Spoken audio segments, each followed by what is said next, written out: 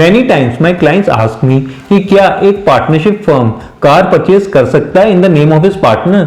So the answer is yes, हाँ बिल्कुल कर सकता है, लेकिन कुछ लीगल, टैक्स और प्रैक्टिकल पॉइंट ध्यान में रखने बहुत ही जरूरी हैं।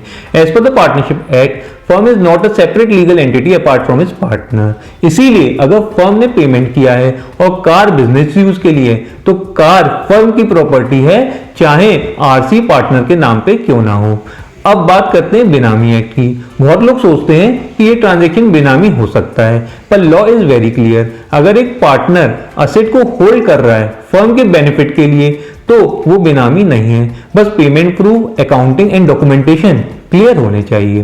From an income tax perspective, the firm can still claim depreciation because beneficial ownership is what matters, not the name on the RC. But if the partner use the car personally, those expenses must be disallowed proportionately.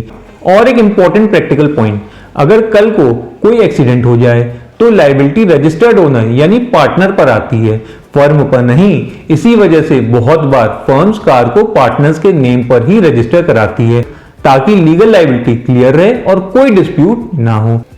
Civil या criminal issues तभी आते हैं जब transaction का कोई misuse हो, जैसे कि असेट को छुपाना, टैक्स एवेड करना या फ्रॉड करना। Best practice that the firm must follow, firm एक सिंपल रेजोल्यूशन पास करे कि कार फर्म की है, पर कन्वीनियंस और लायबिलिटी पर्पस के लिए पार्टनर्स के नेम पर रजिस्टर की गई है।